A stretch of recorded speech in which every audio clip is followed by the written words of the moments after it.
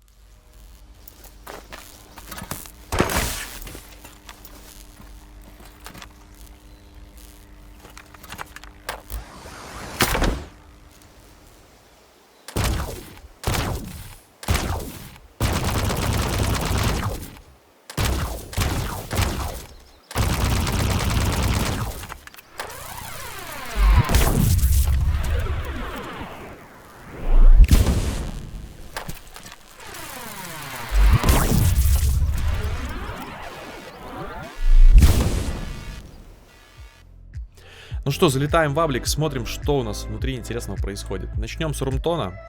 И вот какая интересная мысль меня посетила, когда я принялся его озвучивать. Как вы можете видеть, у меня здесь есть базовая подложка, и она состоит всего из 3 дорожек.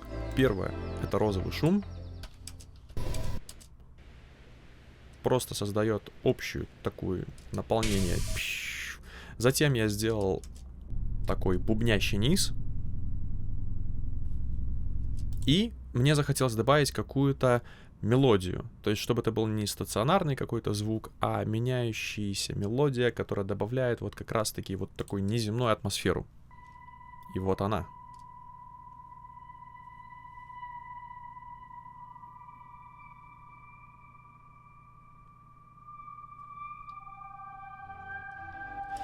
Мне она показалась довольно-таки мистической. И вот когда мне получилось сложить вот эти 3 дорожки, я сижу такой и думаю, блин, а ведь этого достаточно? Но ведь 3 дорожки это же мало. А сколько должно быть, чтобы казалось, что ты сделал действительно хорошую, качественную работу? А если я одной дорожкой добился результата, это нормально или нет? Так вот, пофиг. Если нравится, если звучит хорошо, я считаю, что результат достигнут. Все зависит от того, какую цель ты преследуешь. Так вот, если мы озвучиваем синематик видео стационарное, то в первую очередь нужно смотреть на художественную составляющую. Если мы озвучиваем игру, то здесь нужно все-таки более трепетно подойти к такому моменту, как вариативность этой мелодии, чтобы игрок, находясь в этом помещении, от вот этих наших 3 звуков, которые будут зациклены, не устал, чтобы они не давили, а чтобы они все-таки каким-то образом менялись, чтобы у них какая-то частотка где-то сменялась, где-то мелодия уходила, либо она вообще затухала. В общем, добавить вариаций, чтобы было интересней. Собственно, чем я дальше и занялся. Я решил, что у нас здесь есть различные всякие аппараты, приборы, компьютеры и так далее. И поэтому сюда мы добавили следующую дорожечку. Это тот же серум. Но здесь есть вариативность. У нас здесь висит LFO-шка еще, кстати, на эквалайзере. И вот создается эффект таких работающих компьютеров. Ну а дальше просто, чтобы добавить немножко жизни в нашу картинку, мы добавляем сюда фоля в виде какого-то человека, который приходит к нам сюда и нечто делает. Открытие дверей, шаги, различные механизмы, компрессоры. Таким образом, нашему мозгу, просто нашему слуху есть за что зацепиться, и таким образом картинка, в принципе, оживает. Ну и по большому счету, на самом деле, мне кажется, что это все вкусовщина. Если ты сделал, если тебе нравится находиться в этой атмосфере, то, мне кажется, результат положительный достигнут. А дальше уже все зависит от тебя. Хочешь ты эту картинку более сделать насыщенной, либо ты хочешь ее сделать максимально минималистичной. Все зависит от тебя. Поэтому делай, пробуй, экспериментируй, и все будет хорошо. Ну что, плавно переходим теперь к нашему sci-fi оружию под названием Доминатор.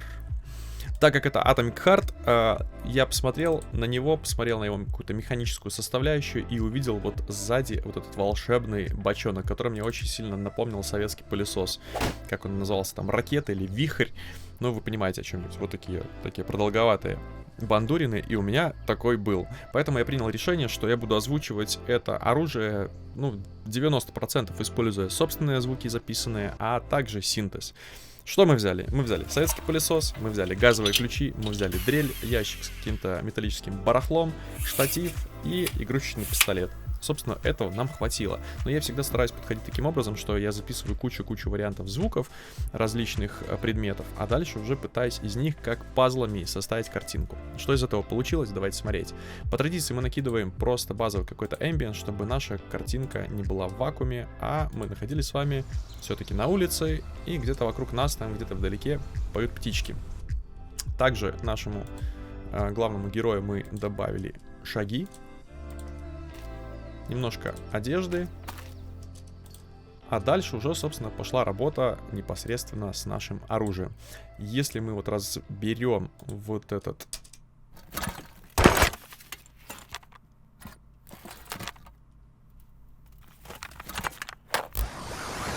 Разберем вот это действие, то оно состоит, вы слышите, да, если в вакууме слушаем, то это вот как раз-таки наш пылесос. Это тоже он, наверное, поднятый по питчу. А нет, наоборот, опущенный. Ну, не суть. Это газовый ключ. Это дрель. Но вот фишка в том, что каждый звук этот в отдельности, он звучит очень явно и понятно, что это вот какой-то наш, банка железная, это вот как раз-таки какую-то дрель перебираем. Но когда мы эти крупицы складываем вот в такой вот сэндвич, чтобы не было четкого определения, что это за предмет, то они как раз-таки складываются в картинку и неплохо такие олицетворяют наше оружие.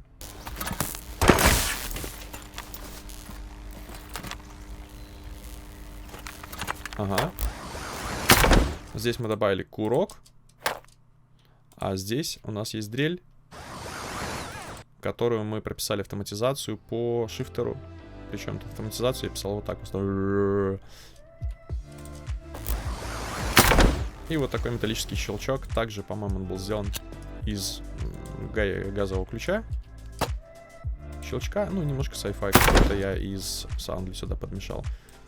Ну, еще немножечко электрического буза, который был сделан на серуме. И еще парочка дронов, которые я взял из Soundly. Чисто гудение трансформатора. Все, наверное, на этом все. Теперь переходим непосредственно к нашему выстрелу. Как мы можем видеть, у нас здесь атмосфера, собственно, наше окружение уже на улице, с небольшим ветерочком. А дальше рассказываю свою логику при работе с выстрелом. Я подошел сюда следующим образом. Я просто взял серум и начал лепить слои. Нарулил какой-то прикольный звук, оставил, посмотрел, он низкочастотный, окей, давай теперь добавим что-нибудь более среднечастотное. Потом добавим каких-то фракций и так далее. Вы можете видеть, что здесь серум, серум, серум. И также, опять же, у нас здесь подмешаны какие-то звуки, которые у меня были записаны. И если мы посмотрим как раз-таки вот на самую вот эту основную подложку, что ли, так сказать. Вот такой прям... Вот этот звук. То это... Господи, сколько здесь всего интересного намешано. На самом деле это я случайно ногой задел стойку, на которой стоял рекордер. И все. Из этого мы сюда накинули компрессор, накинули кабинет, чорус и ЛФОшку по эквалайзеру, чтобы была вариативность у выстрелов. И получился вот такой низкочастотный буз. Дальше идет серум.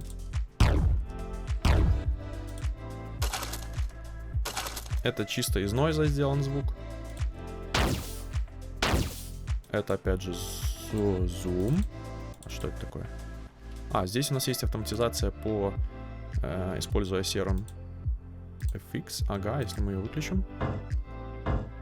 А, он еще, наверное, опущен аж на минус 15. А что это такое?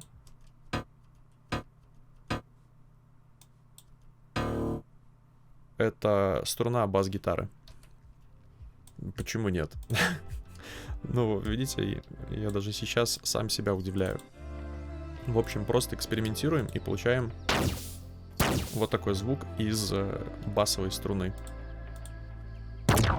Еще немножко серума. И таким образом у нас получается вот такой ваншот. Если мы только отключим фоля, которая в виде металлических призвуков, то получается... И за счет как раз-таки вот автоматизации на басовой струне, так как здесь разная длительность есть, и она немножко с разных точек начинается, у нас получается привкус хвоста везде другой. Секунду.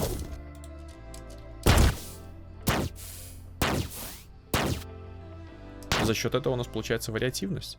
Но еще фишка в том заключается, что когда у нас начинается очередь, то у нас вот этот звук стоит только на первом выстреле и на последнем. Потому что когда у нас идет вот эта вот вся красота, то здесь он по центру, по сути, он нам не нужен. Он здесь будет захлебываться. Но на самом деле я изначально придерживался этой тактики. У меня был изначально какой-то план, и я его придерживался. Нет, я изначально хотел сделать звук не емким таким, не супер сжатым, наоборот, расхлябанным. Мне хотелось сделать вот это, потому что это СССР. Там должен быть щелкающий металл и какой-нибудь вот какая-то такая фишка. Ну и, собственно, нам, мне кажется, получилось. Дальше просто я сюда добавил металлических всяких фолей. В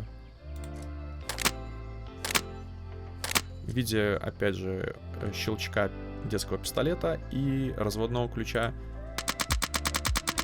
Ага, это, по-моему, вообще поднятый по питчу опущенный. Ну, пускай будет опущенный.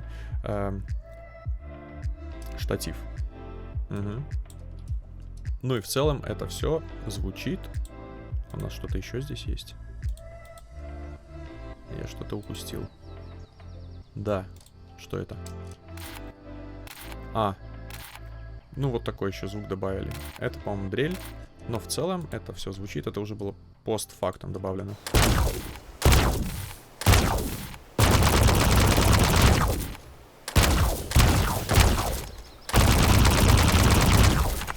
Можно было еще низ побольше подсобрать. Он такой более расхлябанный, но на самом деле мне это только сейчас кажется. Когда я работал над этим, мне наоборот эта фишка нравилась. То есть я не хотел делать эту большую доминатор вот таким собранным. Расхлябанность как раз-таки была ему к лицу. Окей, теперь переходим ко второй части выстрела, которая начинается, собственно, с самой зарядки и потом большого выстрела. Собственно, добавляем нашу зарядку из дрели. Опять же, автоматизация по серому. Просто добавили наш любимый фильтр и реверб. Да, я прав?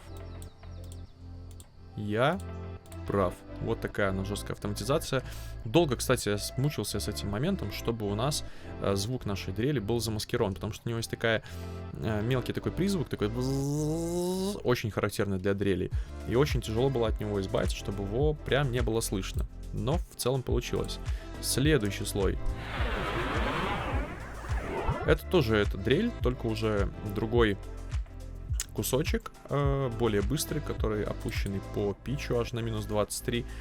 И также здесь была автоматизация по серому и по шифтеру. Это уже мы озвучили полет нашего, собственно, электрического шара. Дальше добавляем, собственно, само электричество. Вот когда оно у нас искрится вот здесь. И еще электричество добавляем после выстрела, которое у нас здесь на макушке остается. Ага. Собственно, непосредственно сам большой выстрел состоит из следующих частей. Это серум. Дальше подмешиваем сюда кик. Еще кик. Снейр. С автоматизацией. С автоматизацией по шифтеру. А еще перед самым выстрелом мы делаем обратный кик, который делает вот такую штуку. И тем самым он нагнетает и делает наш выстрел еще более тяжелым. Еще немножко подмешиваем электричество. И что у нас здесь? Дальше добавляем фоля, потому что у нас прям идет встряска нашего оружия. И вот если мы посмотрим сюда, у нас здесь вот есть вот эта штука, которая заряжается, и вот она здесь вот ходит. И наши поршни здесь двигаются, крутятся, макушка раскрывается, закрывается, плюс сама ружбайка туда шалтай-болтай делает. Поэтому вот добавили таких призвуков. Что у нас здесь происходит дальше? Щелчок. И еще зарядка вот наших поршней, еще электричество. И еще здесь фоля. Господи. Это крутятся поршни. Это встряска идет, собственно, на нашего... Ну вот перебирание в момент зарядки. И мне все было мало. Все было мало, что-то я еще делал. А это уже непосредственно взрыв нашего ядра, который состоит, опять же, из удара об стойку, на которой стоял рекордер. Еще одного обратного кика. Снейра.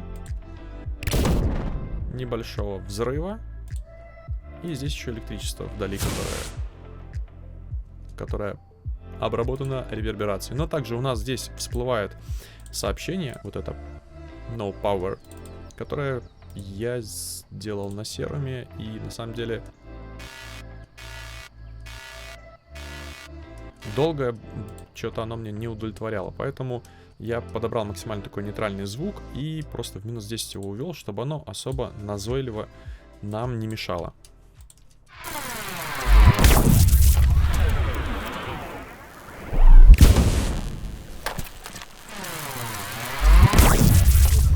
И вот он только сейчас начинает сообщать нам, что у нас нет энергии, но делает это максимально аккуратно и уважительно к нам. Окей, какие выводы я сделал для себя? Во-первых, когда у нас происходит столько вот здесь прям событий в короткий момент времени, когда у нас есть фоли наших передвижений с этим оружием, есть куча мелких поршней, каких-то курков, металлических металлических призвуков, перебирание оружия, плюс сама идет зарядка, раскрытие вот этой клешни, выстрел, электричество. Нужно этот слой каждый прорабатывать. Здесь я этого не сделал, поэтому получилось немножко грязно. Но за неимением времени я просто сделал для себя вывод, и я понимаю, что в следующую работу я уже буду гораздо более детально обращать на это внимание и следить в целом за спектром, потому что здесь я постарался это уже сделать постфактум, грубо говоря. Вот если мы взглянем на мастер, посмотрим на спектрум, то что у нас происходит?